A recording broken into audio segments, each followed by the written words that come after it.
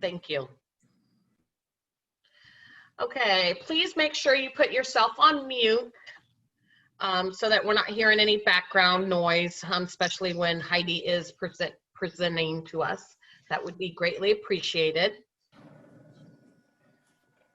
And then I think most of everyone knows how to start their video, but if you could start video, because we'd love to see your smiley faces. It's kind of fun for me because I'm the one that helps home providers with their applications. So it's nice to actually see your face with the name that I've been working with. So that would be great. Introductions, like I said, my name is Ruth. I'm the recruitment and retention specialist. So I help home providers become registered or receive CCA payment. I walk them through their paperwork, help them get all their trainings done, and then paperwork before mailing it into DHS. Our consultants are a big part of what we do in helping our centers and our families, and I'm sure a lot of you guys have been able to talk with them. We have Abby, who's in Scott. She's from A to L. Wave, Abby. We have Heather from Scott and from M to Z and Muscatine. We have Rachel, who's in Lynn County from A to J. And then we have Lydia from Lynn, that is K to Z. We have Bree, which is Johnson from A to H, Tama and Benton. We have Ashley Clark, Johnson, I to Z. Malia, she's our newest consultant. Very happy to have her on our team. She is doing Iowa, Jefferson, Keokuk, Lee, and Van Buren. Cindy is doing Clinton, Jackson, Jones, and Cedar. Jody is Des Moines, Henry, Louisa, and Washington. So please make sure you know who your child care consultant is and reach out to them if you have any questions or concerns. We do have our two supervisors, child care supervisors, consultant supervisors, Kathy and Tessa on here. So thank you for joining us. I believe Becky White is also on here. She's our regional director. And we have Heidi, who is our guest speaker, and she is the Healthy Child Care Iowa coordinator. So we are very excited to have her presenting for us tonight. Drawings, you guys all like free stuff, right? No? Yes? Okay, so we have a couple drawings going on. That should be two. So we're going to give out two booger bears, and then we're going to give out 5 locked medicine boxes, 2 doctor kits, and 2 sets of books. So we'll do a drawing here in a few minutes, and then we'll do a drawing at the end. So good luck for that. And Judy has worked really hard on a special way to pull names, so it's pretty cool. So that is the end of my sharing. I'm going to stop sharing my computer or my screen, and then I'm going to turn it over to Jody, and she's going to pull some names. I think the first thing we're going to pull for is the locked medicine box. So Jody's going to show her screen for us. Yes. All right. Do the wheel. All right, so I know not everyone's logged on yet, so if you hear your name when it's called, you'll see it flash across the screen. If you want to give a wave, raise your hand, that way we know you're here. We get you marked off, otherwise we will keep moving. So here's the first one for a locked medication box.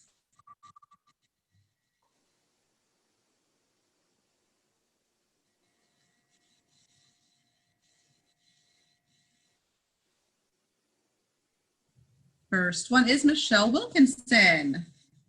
Congratulations, Michelle. You have Michelle on. I know we're still working on attendance. Maybe. Do we know if Michelle is on? Does anyone see her? I haven't seen her yet. Okay. First scan through. All right, we'll go ahead and go for the second one. See if this person is here.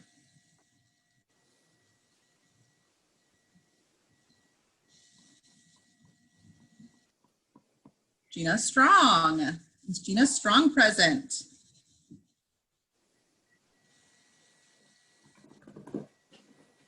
No. Unmute yourself if you're present. Man, we might have to be doing more here. All right. Go again. No one sees either of them here? Mm-mm. All right, let's go again. Yep.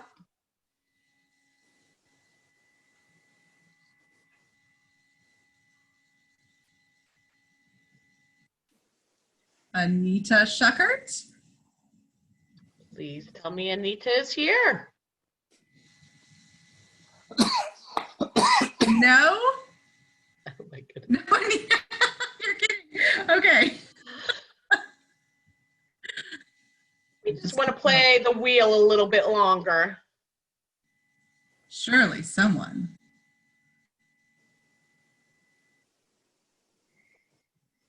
Julie? Jensen? Yay! Yes? Is there a Julie here? She's here. Yay, okay. Whew. I was starting to worry. Okay, Julie, you've got a locked medication box. Do our next one.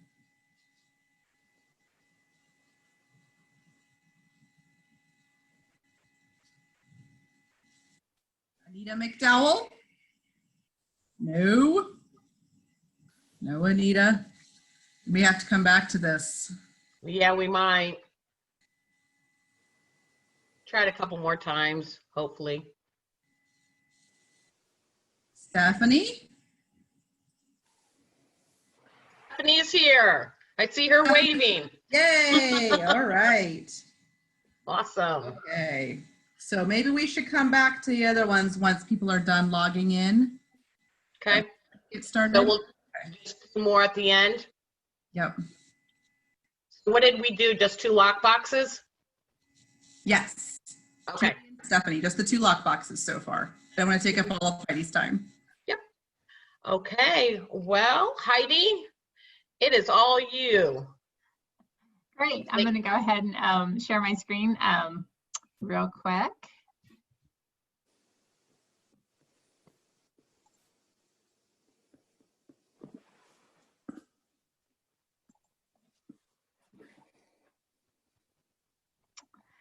So just want to introduce myself. My name is Heidi Hotvedt. Some of you I actually know because I was a local nurse consultant for Clinton and Jackson County back. I started in 2006. So I know there's a few on the call today that that I actually was able to work with back when I was a local nurse consultant. I actually am the coordinator for Healthy Childcare Iowa at the Iowa Department of Public Health, and I wanted to share my contact information. Gosh, and I need to fix my link, but here's my email address here, and then also my phone, and our Healthy Childcare Iowa website. And I know, you know, I cover pretty much backup for any of our nurse consultants across the state. There's actually 2 of us at the state, myself and then Deb Geimer. And so, you know, sometimes it's hard to, you know, if you've got a question and you need an answer, you can always you know, contact your local nurse consultant first, but if you aren't able to reach her and you need an answer right away, please feel free to give me a call or an email, and I can get back to you if I'm away from my desk. But we're here to help, and we know sometimes, especially with all these COVID questions, that it's something where you kind of need to know right away, and sometimes that's hard when you're waiting for those phone calls back. So, so I just wanted to share my contact information with you. And what I'm going to be doing today is presenting some information, kind of some COVID information and some resources. And then also we're going to talk a little bit about the constant contact that came out last week, kind of talking about some of the resources if you've had storm damage. So I am going to review that kind of at the end. And if you have questions, you can go ahead and put them in the chat box, and we will take the questions kind of at the end, so that maybe there will be an answer to the question as we're going through the slide presentation. But definitely open to questions if you have any. So I just wanted to start by talking about our child care guidance document from the combined document that Iowa Department of Public Health and Iowa Department of Human Services worked on And that's something that we've had a guidance document since about, I'd have to go back to the first version, but definitely we were working on guidance documents starting all the way back into March when COVID first hit, and we started to have some issues in our state. And then it's been updated along the way following our CDC guidance, and was recently, the last time it was updated was over a month ago, August 13th. And that is the most current version that is on the DHS website. And so I'm going to just talk about a few things in that guidance document that has changed, and also I think probably the ones I get my frequent questions on. So those are what I'm going to cover right now. So just so you know that that DHS and IDPH are aware, we've had some questions because the school Department of Education came out with some guidance related to school-age children, and it aligns our guidance in some areas, but in other areas it does not. And we are aware of that, and we really would like to have, you know, alignment across our guidance documents, because we do know that providers, both centers and homes, provide care for not only younger children, but also before and after school age children. However, we all know that the school age guidance document is definitely geared towards school age children. And in schools, there are some a little bit more situations that with COVID-19, some of the guidance can fairly easily be put into place, like requiring masks to be worn for all staff and children, requiring social distancing between children and placing children in social distancing in the classroom setting by separating desks out. Well, that works, we know, in schools, or they try to make it work. I know in some areas that's challenging, but in the childcare environment, that just is not really, it doesn't fit with what we do. I mean, what we do is we do a lot of hands-on care with children. We really can't socially distance from the children that we're working with by staying 6 feet away, because we're doing hands-on care. And so that's what I just wanted to kind of start out with. We are aware that that's been some confusion for parents, and I will be honest, I've had phone calls, and I get phone calls from parents too, because my phone number is readily available on the website for Department of Human Services and our Department of Health. And so so we are aware that can be kind of frustrating for parents, where the school has one guidance document out and then our guidance document does not quite align with that. But at this time, we are going to stay with the guidance document that we have, because we know that our environments are different. And that could change. And that's the one thing that I've kind of said from the get-go is thank you for your flexibility, because this is an ever-changing situation. And we might have guidance that comes out today, and then tomorrow we have to change course because we've found out different information nationally that influences, you know, how we go about in our state. So, but I do want to just cover too that the face covering. So we do encourage that for staff, childcare providers themselves, and for school-age children. And that was put into the guidance document. Not a requirement, but is encouraged. And that's something that you might consider for your home environment, if feasible, if that's something that you choose to do. We do know that face coverings, that masks do help to prevent the spread of infection. And that's not only for COVID, but we do know even, I mean, if you go back to our influenza guidance, we always say cover your cough. I mean, masks do help to with that, along with, of course, staying home when you're ill, and good, hand washing. But that's just something for you to consider. And I think in the school setting, and of course in childcare centers, face coverings are probably being used more frequently than I would say in the home setting. But it's not that it's not something that you could do or choose to do. And there are some really great guidance information on the Iowa Department of Public website related to face coverings and how to care for those. Physical distancing, DHS is no longer recommending and limiting small groups of 10 or less, but in the home setting, that really has not impacted us too much, except we do have programs, that where there may be a category C, And I was working with a provider recently who was saying that in their program, what they're really doing is trying to keep their two groups of children static. And that's really something we recommend as a mitigation strategy, is to just kind of keep those groups together, because then if you do have, you know, a positive COVID case in your child care setting, if it's in one of the groups that maybe hasn't intermixed with the other kids in the other group, and this might not work in your setting, but I do know that there are some settings where this maybe would work by having, depending on how your layout is of your home-based program, the size of your classrooms and things like that. So if feasible, that's something that you could think about in terms of trying to prevent the spread. And this is the reality of the situation we're in, and the phone calls that I've had, and had one actually today where there was a positive child, a child who had some mild symptoms, and we know that children sometimes do have more mild symptoms, and that child did test positive. And so then we go back to, okay, we have a positive case in our home environment, and who has that child been in close contact with?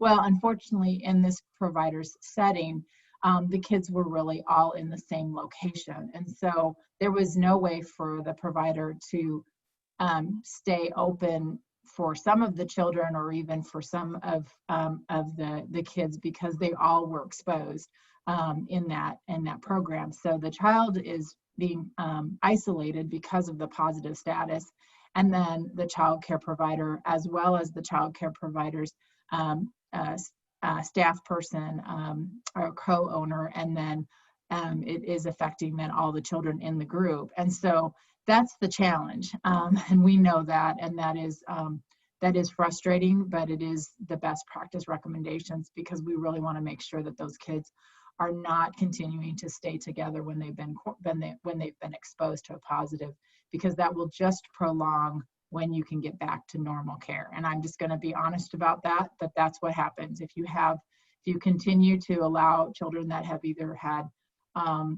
either a positive test, or have symptoms, or have had an exposure, and they don't quarantine.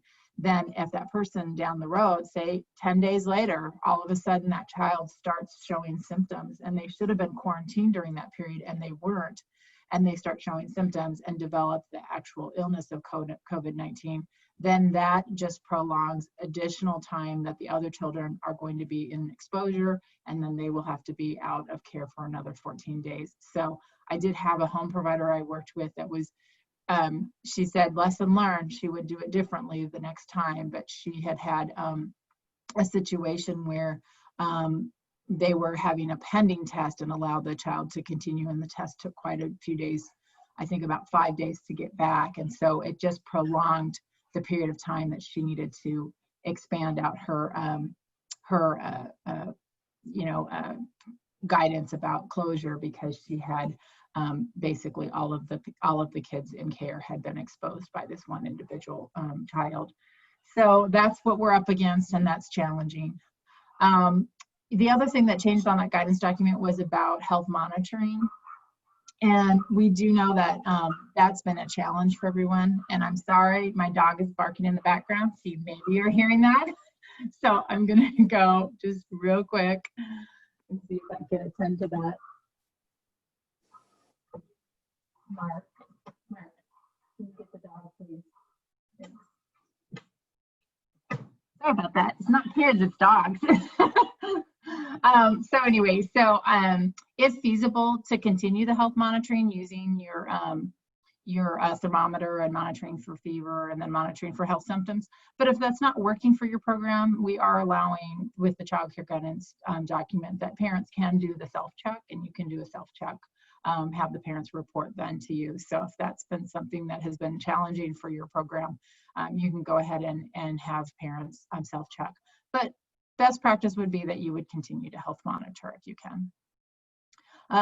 All along, we've really said, if you're symptomatic, if a child is symptomatic, if the provider is symptomatic, they should get tested. You should get tested. And the child care and children in care are listed as a priority group for the guidelines for testing. And that, so if you go to the Test Iowa site, children over the age of 1 and people that, any individuals that work in childcare are, would automatically be able to go get tested because that is something that is listed in the priority group. I know we sometimes run into a little bit more challenges when symptomatic children maybe go, say the child has a, you know, they think it's an ear infection or it's a minor symptom. And so the physician says, well, I don't think we need to test at this time. Parents can request testing, and it is in the guidance document from the Iowa Department of Public Health that children in care with symptoms should get tested. And the reason is that that may allow that child to return sooner. So the isolation guidance right now is we follow the CDC isolation rule, and it's that if you think you know or have been tested positive, or if you have symptoms of COVID-19 and haven't been tested, that you should be following the isolation rule, which would be at least 10 days since the symptoms first appeared and 24 hours fever-free without fever-reducing medication, and symptoms have improved before you would be back in childcare. So that's why I'm saying, since children in care and yourselves are part of that priority population, 10 days out for a child, for a family member to have their child out is a long time, and we know that. And so by having, if they have symptoms or you have symptoms and you go get tested and you're negative, then you can return to care within 24 hours. And that's in the guidance document. And so it's important that people are aware of that. So we can rule out that it's not COVID-19, and we can have that child back into care sooner. The challenge, I know that I've had, you know, parents have said, you know, they're really, they don't want their child to have to go through testing.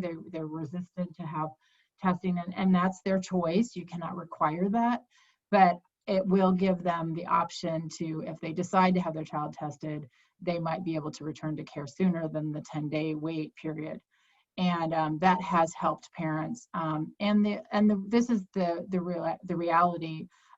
Any time during this time of the year in the fall, going into winter, normally if a child would present at a doctor's office and they had symptoms like a runny nose and they had a sore throat and they had a cough, they would probably do a strep test and possibly an influenza test, which is the nasal swab, to determine if they have either of those. And that's kind of a routine thing.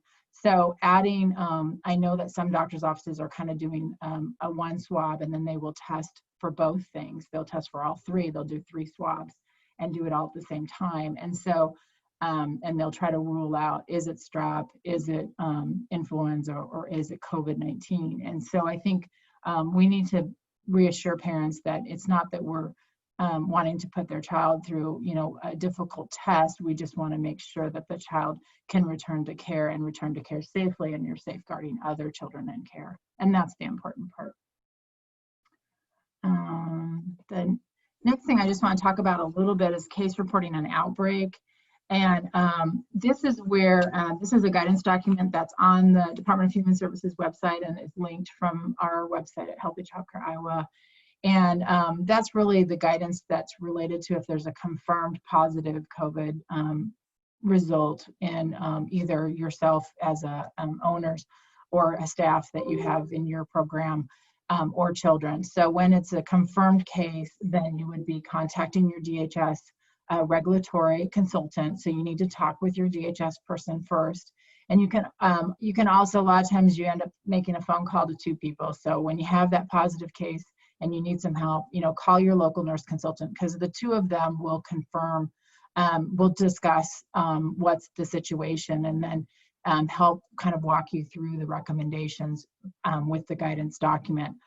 They'll also consult with local public health, because local public health has the ultimate authority and would be doing the case, the contact tracing and following up with that confirmed positive case. So those are your kind of, your first call is DHS, your second call would be to the local nurse consultant. And then if there's 3 or more confirmed positive cases, and that's 3 or more not in the same household. So if it's, you know, two siblings from the same household, that would be not counting as separate households. Then it's actually 3 different individuals confirming positive. And so that's when you would definitely talk to your DHS consultant. And then you would also be, you know, probably letting your local nurse consultant know, and public health would also be informed. But I will be informed. So that's where I start tracking them when they're 3 or more. And we haven't had that many. It's shocking. We've been tracking since June. The end of June is when Department of Human Services and Iowa Department of Health decided that we would start tracking outbreaks. And since then, I think I've had 1 home, and the rest have been centers. And I think we're at maybe 22 for the state, which isn't a lot. It's kind of shocking. I really thought we would maybe have more than that when we first started tracking. So we haven't had a lot of outbreaks. I think we would have had more 1 positive case here, 1 positive case there situation. So when there is a confirmed positive case, that's where then we'll be asking for the information of who was the close contact for that positive case. And we look at the close contact of the day that they had the symptoms when they were in care, or the 2 days prior to that. Because sometimes, you know, the symptoms start on Saturday, but they were in care on Thursday and Friday. And so we always look back 48 hours. And then the quarantine starts for all of those close contacts, which would possibly include you, depending on your program, as well as the other kids that that child had a close contact with. And that would be a quarantine for 14 days. And really, it could be longer. And I do have a CDC link on the site here. And this is something that we use all the time, but they have quarantine scenarios, and they actually have calendars, so you can kind of look at how that is figured out in terms of how long the quarantine would last. But we walk you through that and help you through that. The challenge comes into effect when you have a positive case in your own family and you're the caregiver of your own family.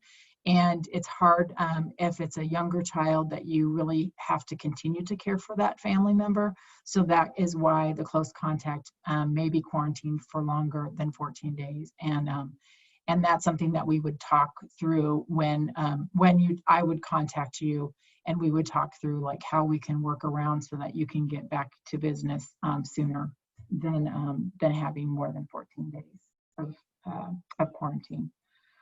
We do know that a lot of children have been having mild cases, and even adults. The list has changed a little bit, but the symptoms still are fever of 100.4 or higher, chills, cough, shortness of breath or difficulty breathing, fatigue, muscle or body aches, headache, a new loss of taste or smell, sore throat, congestion or runny nose, nausea or vomiting, diarrhea. So pretty much every symptom that any child any day could possibly have.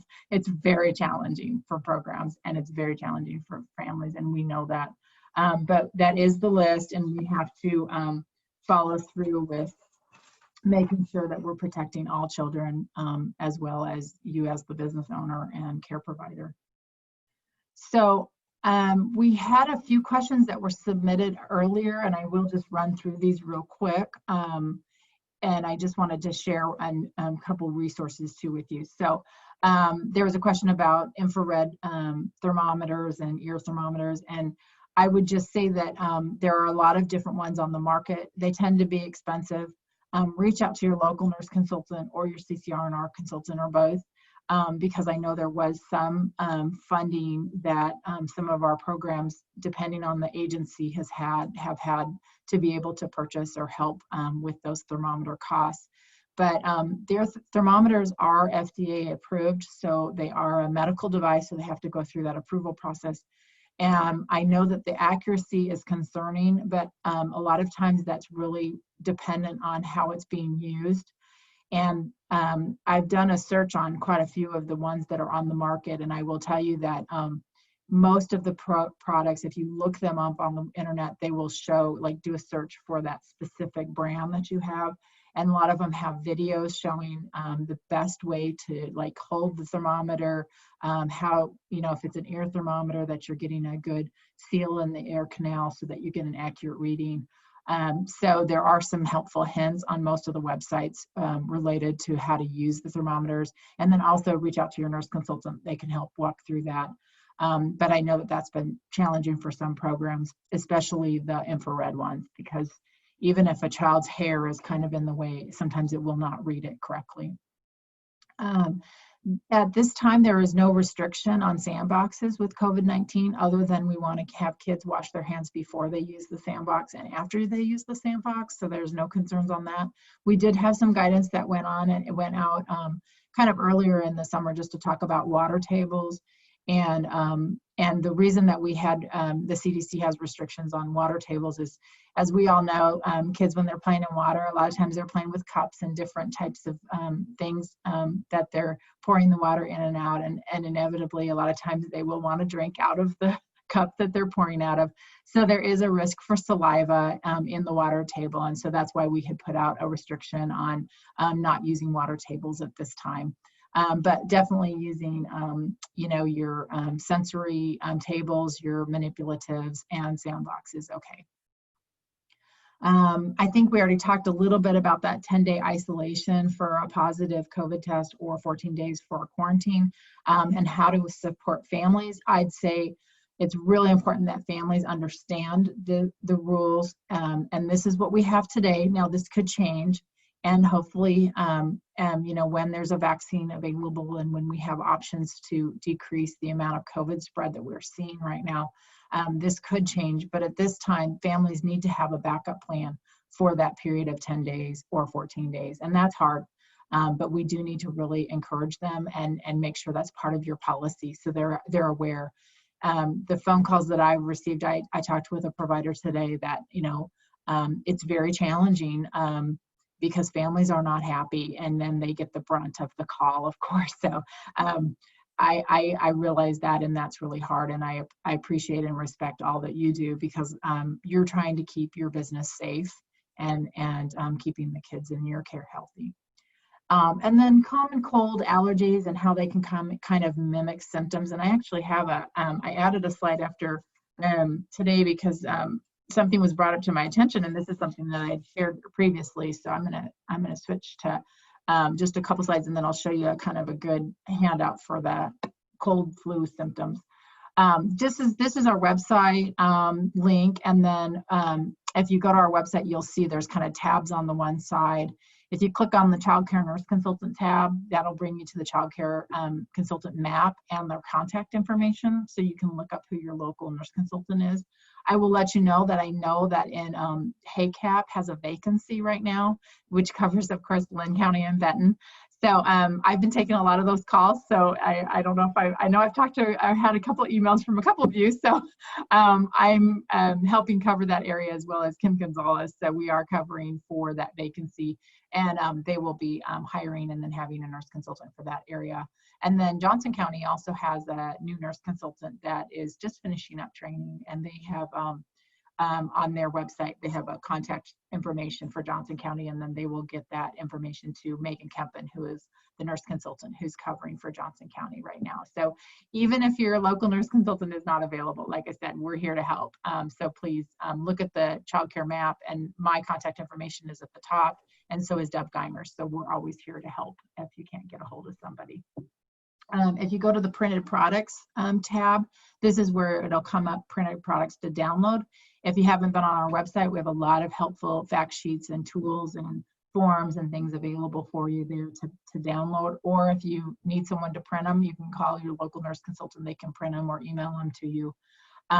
But we do have a COVID-19 resources section on our printed products section area. So you can go to that area. There's a lot of links to specific documents. Sometimes it's hard to find things on the CDC website or the Iowa Department of Public website. So everything there is available for you. And then also, of course, we link to the CCR&R website for COVID information, as well as the DHS COVID website too.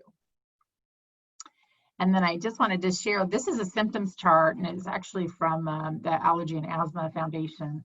And this is kind of a helpful chart, but it really talks about kind of the different symptoms and compares COVID symptoms to cold, flu, seasonal allergies, and asthma. And I think the challenge is that, you know, we all know those kids that we have in care that they have a runny nose all the time. It's not that they're sick, they just have a runny nose. They have a lot of allergies. We have it documented in their chart, in their health record. The physician has written down that they have allergies, or we know they have even an allergy action plan because they have maybe a food allergy plus some seasonal allergies plus their, you know, hay fever. And so if you have that documentation in your record, and you know that even though runny nose is a symptom of COVID or could be a symptom of COVID, we know the difference between the norm for a child and an illness situation. So we're really looking at symptoms of illness. So a child who has asthma has chronic coughing from asthma and is well, except for they have their their cough from their asthma and they need to take their rescue inhaler, is a different situation than a child who is not a normally child that has a cough or has problems with shortness of breath, and then they're having that symptom. So I think this is a great symptoms chart. This is the link for it. This actually kind of will be sent out. You might be getting this also in our monthly newsletter, this link, but just wanted to share this with you. Might be something that would be nice to post or to refer to for your families or share with your families. I'm wondering where we're at. So I do have the next section is going to talk a little bit about the kind of some of the concerns with storm damage. Do we have some questions right off the bat that maybe we should touch on, either Ruth or some of the chats? I saw some chats, but I wasn't sure. Lydia, do you want to go ahead and get those for me for Heidi? Yes, Heidi, do you want me to read them to you? Yeah, either that or let me see if I can pull them up. Sometimes when I'm sharing, okay, here I do have them. Let's see. I believe the first one is from Becky Kramer, is where they start at. Okay, great. Yeah, I saw some kind of popping up, so.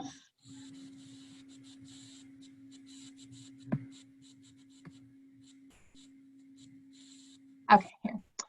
Okay, is there guidance when a preschool-aged child has a school-age sibling or parent that has to quarantine due to exposure, for instance, a sibling that has to quarantine because of an exposure at school? So we are not, if our guidance document is based on if you have an ill parent at home, a child should stay home.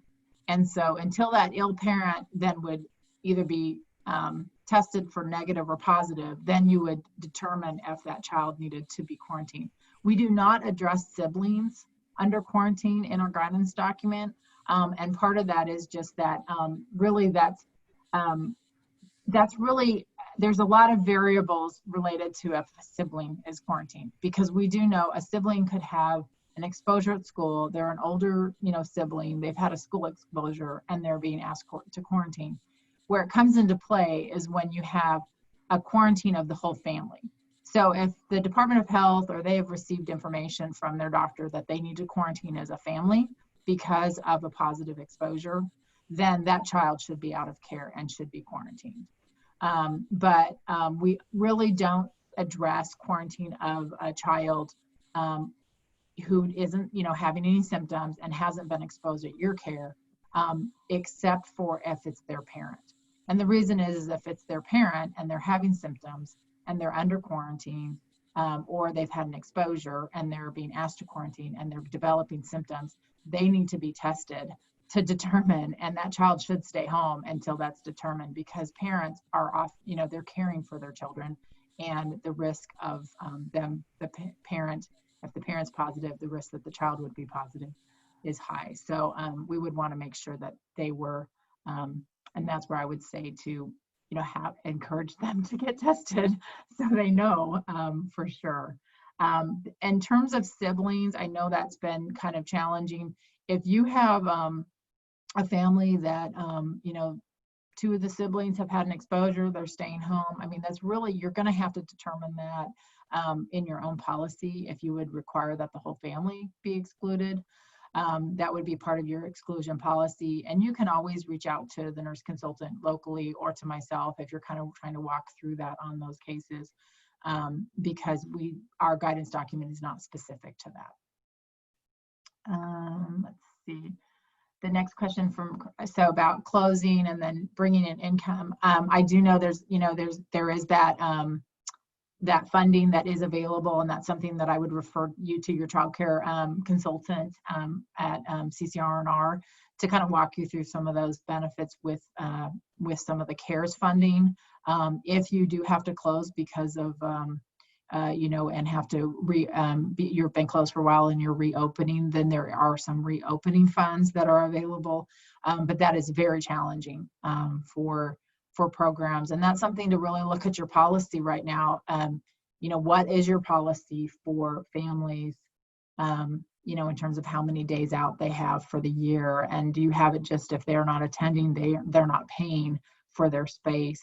So that's something that I would actually encourage you to look at your policies of both. I had a home provider that called and said, well, in my policy that if they're traveling, they don't pay when they're not in care.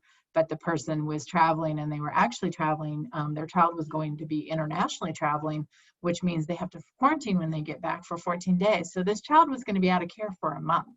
And that program was possibly going to be losing funding. That home provider was going to lose income for that child for a month. And,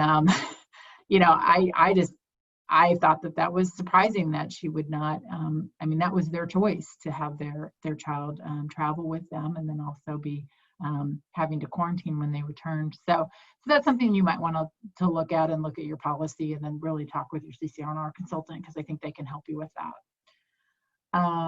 Let's see. Yeah, families, healthcare providers, that's really, really challenging because the guidelines are a little different when it's a parent that's in the healthcare field. And so I think it's really important to, kind of know that that's a high risk group, but we know that's, we have a lot of families that we work with that are healthcare professionals, and, definitely reach out to me if you have specific questions, because, or to your local nurse consultant. There are some different guidelines, really for healthcare providers because of the importance of the work they're doing, and they are at a high risk group. In some professions, it depends, but they, especially, if they're working in the nursing home environment, or they're actually ones that do COVID testing. I have a program that I was working with that the parent actually was the person who was doing all the COVID testing, and they were really concerned about their children being in care because of the risk factor. So challenging for sure. Let's see, Sandy had a question. If you have a child who came down with cold symptoms, was tested, was negative, and their siblings the next day had cold symptoms, do they have to get tested? Like I said, I would kind of go back to, if the child had cold symptoms, they were tested. And this is what the CDC, the guidance says, is that if a person has symptoms, they would be in the active phase of the virus if they're actively having COVID. So they have symptoms, they test, they will tend to test positive. And they do actually ask when the symptoms start, because they will have a time frame of when they actually do the test to make sure that the person is actually shedding the virus and would detect it in the test result. So, asymptomatic is a lot more challenging, because you could, if I'm having no symptoms and I get tested today, I could be negative, and then tomorrow I could test positive and still be asymptomatic. So it's a lot more challenging with asymptomatic individuals. But if they're actually having tested and test negative, then you, within 24 hours, you could allow them to come into care. And if their siblings, are actually having cold symptoms, and from this email, I can't tell if it's siblings that attend care or if they're actually siblings that are just older siblings that don't attend care. If they attend care, they should be tested. So if they're having the same, hard to say, they could be having the same symptoms as their their sibling, or they could be having COVID and you just don't know. So we always recommend if a child is ill that they should be tested. And let's see, was there any other ones? I think that's it for now for questions. I'm going to keep moving on if we're okay on time. Are we good? Okay. Good questions though, great questions. So I just want to, this was actually sent out, and I think Tracy's on the call. So this all started by Tracy. She had, I've worked with Tracy a little bit, and she had contacted me and was having some concerns and some, just wanted to kind of give me an alert of all of the challenges that were happening with the storm damage. So, you know, we had that, you know, that storm, you know, of course, that went through, what, it's been 6 weeks ago now, I think, when we had the terrible windstorm come through. And there was a lot of damage, you know, that happened initially, and then people, you know, had, you know, contacted, they either did their FEMA application or, you know, they contacted their insurance and all that. And then, you know, because of that damage, and because a lot of programs, and actually I was talking to a friend who finally just had her trees worked on just this week on Monday. So, I mean, this is how long it's taken for tree repair to come, for roofing, you know, estimates to get, you know, roof repairs. So we have a lot of people with tarps on.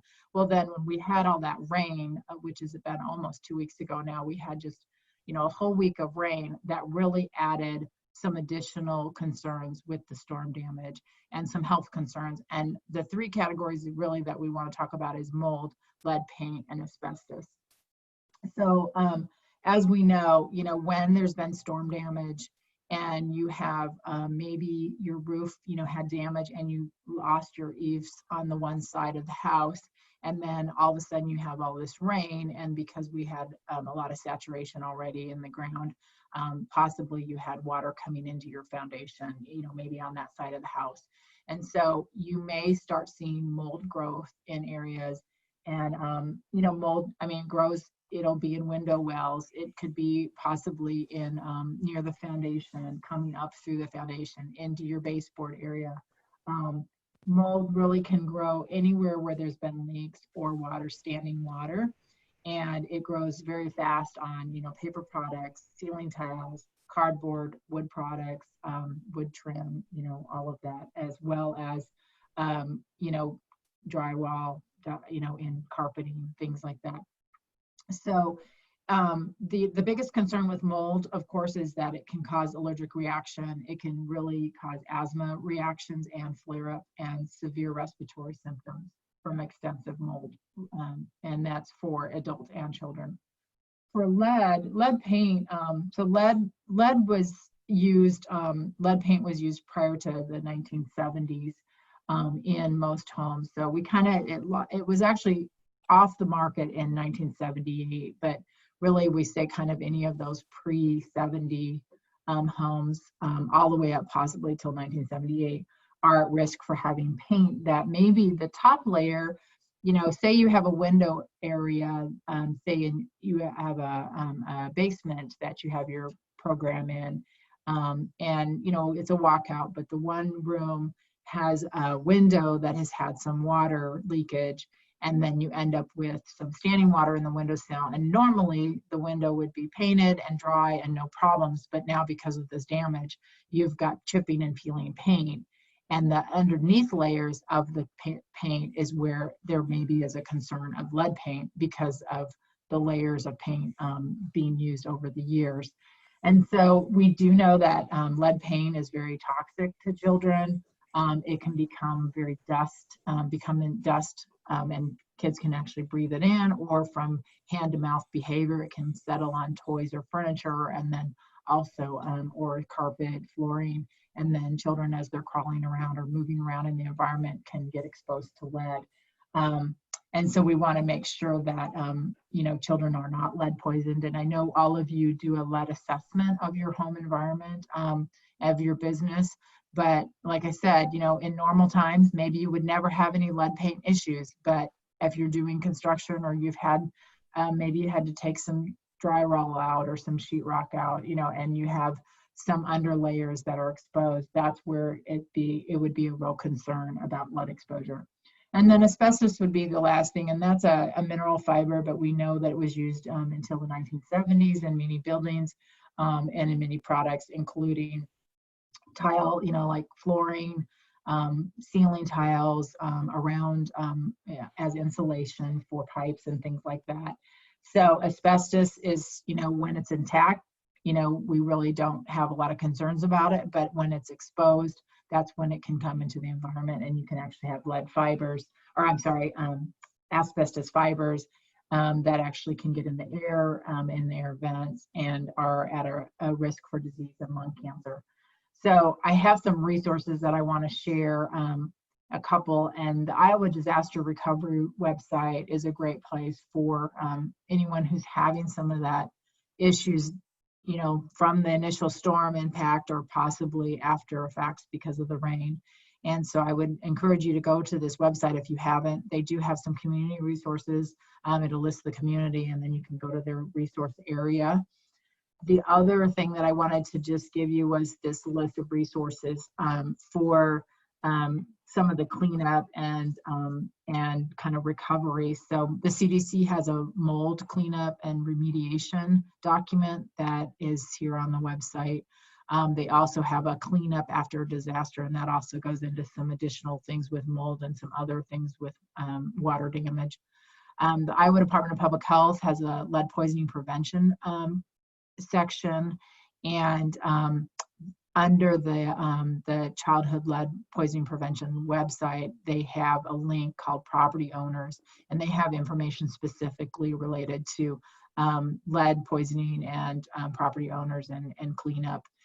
If you're doing some work to make sure that you're preventing lead poisoning for children and as well as yourself. And then the Iowa DNR actually is the environmental protection for asbestos in our state, and so they have a fact sheet. Actually, it's called Asbestos Information for Cleanup After Disaster with disaster debris. So that's a really helpful handout, and I would encourage you, if any of you are having concerns, to definitely reach out to, even if you haven't looked at the FEMA information, if you're having some additional damage and you haven't talked with anybody at FEMA, I would encourage you to reach out to FEMA, and then also to follow up with some of the websites in terms of making sure that your environment is safe for kids in your child care setting. I think I'm at the end. I feel like it's been a lot. Just wanted to share the website again for our child care nurse consultant map. And then this is the first page of the map. And then the second page is where the contact information is. And like I said, for Benton, Lynn, and Jones, that area is HACAP is the agency, and they have a vacancy for nurse consultants. So you can always contact me or Deb Geimer. And we're on the contact map, so you can always ask your CCR&R consultant, and they'll get you to me. So that's how I want to make sure that you guys are aware of that we are a resource for you. And then Johnson County, like I said, if you go on the map, there is a link of who you could talk to at Johnson County. And then if it's a COVID question, they'll probably answer it in-house in their public health department. But if it's related to something childcare related, or needing a visit or needing some consultation, then we do have a couple resources for you. And we do have Becky is in training right now, and she'll be hopefully done pretty soon in the next couple weeks. So then she'll be the local nurse consultant for Johnson County. Any additional questions? I think I just saw one maybe pop up here. Let's see. I don't see any additional questions. I don't know if anybody has something that maybe they've thought of, or anything else you'd like me to cover. While you're thinking on that, Jody, why don't we go back to the wheel? If we can give some things away. You can see the wheel instead of my sharing of my power. If we can give some prizes away. I'll tell you, the prize wheel is the best thing I learned today. And I already saved this link. because I want to use this next time I do a training. So It's fun, isn't it? I know it's so fun. Yes. Thanks for doing that. Well, I think we have everyone updated in here now. It took a few minutes, but Ruth, do you want me to start back with medication boxes? Yeah, let's just do we need 2 more or just 1 more? Well, actually, we need 3 more. 3 more because we've given Yep. 2 away, right? Yep. All right. Okay, so then let's go ahead and let's start with the medication boxes. Locked medication boxes. It's Teresa. Get a medication box. Congratulations, Teresa. She is here, right? She is. I think Cindy got everything updated for me. So everyone should now. This should be easier. All right. Awesome. Medication box number 4. Ooh, I don't know how to say this last name. I'm gonna write it down. It's Tammy Posevio. Posevio, thank you. All right, Tammy also gets a lockbox. Congratulations. 1 more lock medication box.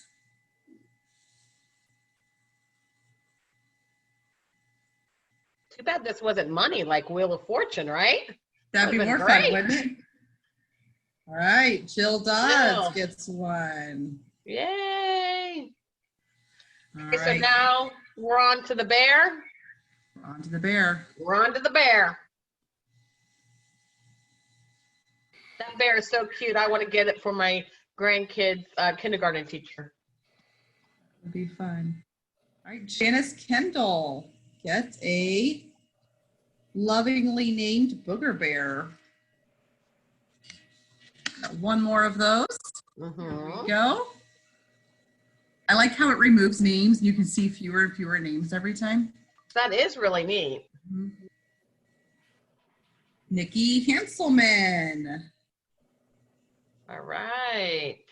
Congratulations. Okay. Done Dr. Kits. Dr. Kits, too. Hey, 2 Dr. Kits.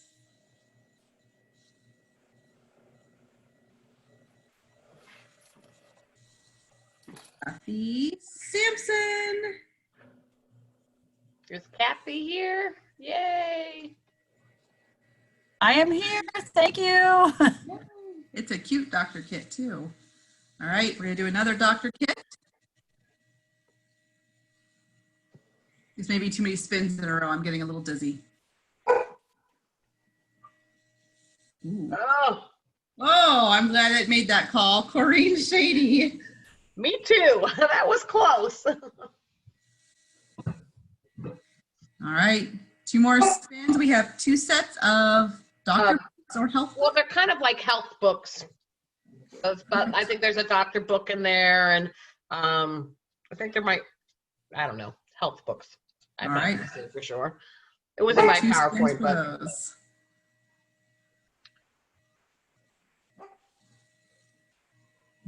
And Jeff Dog, I am here. Thank you. he's gonna make sure he knows. right? Awesome. Okay, last one. Cross your fingers if you want some books. Oh wow, that's really spinning. That's really fast now that there's fewer Yeah. names. All right, and Stephanie Lang. Congratulations. Oh, we have a few more minutes. Does anyone have any questions out there for Heidi that was not answered? Unmute yourself and speak up. Give you a couple minutes. Everyone, it's not Friday yet. You can't be tired.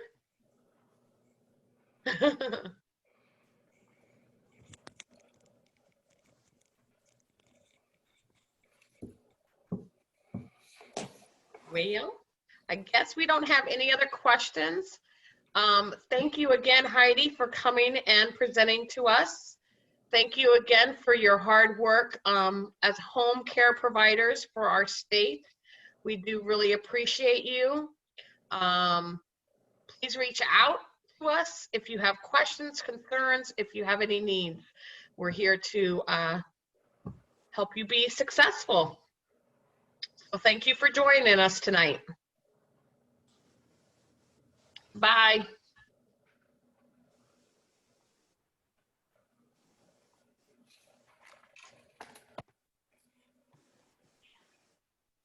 Bye. Heather, can you stop recording us?